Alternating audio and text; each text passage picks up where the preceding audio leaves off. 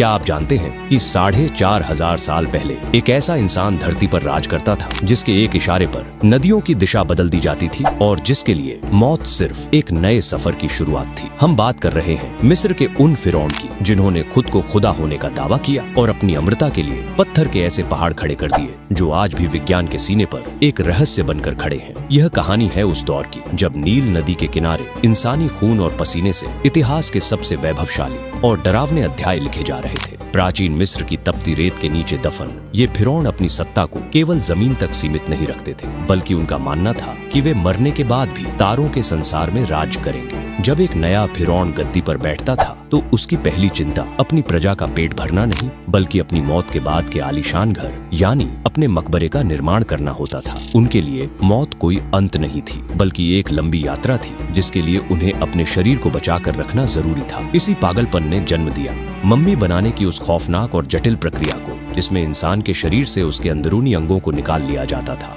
और शरीर को खास रसायनों में 70 दिनों तक डुबोकर रखा जाता था ताकि हजारों साल बाद भी वह राजा वैसा ही दिखे जैसा वह अपनी जिंदगी में दिखता था। इन फिरौन की ताकत का अंदाजा आप इस बात से लगा सकते हैं कि राजा खुफू ने जब अपना महान पिरामिड बनवाना शुरू किया तो उसने मिस्र की पूरी अर्थव्यवस्था को इसी एक काम में झोंक दिया। लाखों लोग जिनमें कुशल कारीगर और किसान शामिल थे सालों तक अपने परिवार से दूर पत्थरों को तराशते रहे। यह कोई गुलामी नहीं थी बल्कि यह उन लोगों की अपने जीवित देवता के प्रति अटूट श्रद्धा थी। वे मानते थे कि अगर उनका राजा सुरक्षित रहेगा तो पूरी कायनात का संतुलन बना रहेगा। फिरौन के पास ऐसी बेशुमार दौलत थी जिसकी आज हम कल्पना भी नहीं कर सकते। सोने को उस समय देवताओं का मांस माना जाता था, इसलिए फिरौन के कमरों से लेकर उनके ताबूत और यहाँ तक कि उनके चप्पलों को भी शुद्ध सोने से मढ़ा जाता था। लेकिन इस ताकत और दौलत के पीछे छिपे थे अनगिनत रहस्य और खौफनाक शाप। जब तुतनखामुन जैसे युवा राजा की अचानक मौत हुई तो उसे जल्दबाजी में एक छोटे मकबरे में दफना दिया गया और उसके चारों तरफ ऐसे मंत्र लिख दिए गए जो उसे परेशान करने वाले की मौत का कारण बन सकते थे। सदियों बाद जब खोजकर्ताओं ने इन मकबरों को खोला तो रहस्यमयी मौतों का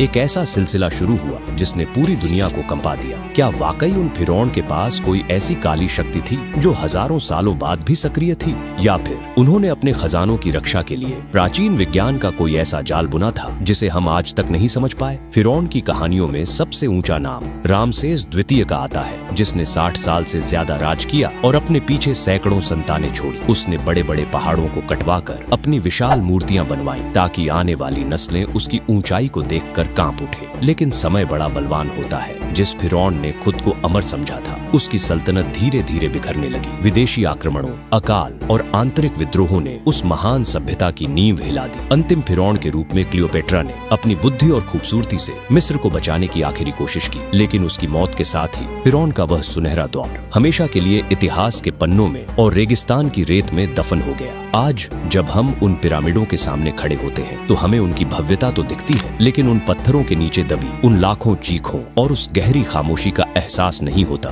जो फिरौन अपने साथ ले गए। वे आज भी अपनी मम्मियों के रूप में हमारे सामने मौजूद हैं। उनकी सूखी हुई आंखें मानो आज भी हमसे यही पूछ रही हों कि क्या हम उनके रहस्यों को सुलझाने के काबिल भी हैं या नहीं। मिस्र के ये फिरौन भले ही मिट्टी में मिल गए हों, लेकिन उनकी अमर होने की वह जिद आज भी पत्थरों की शक्ल में आसमान को चीर रही है।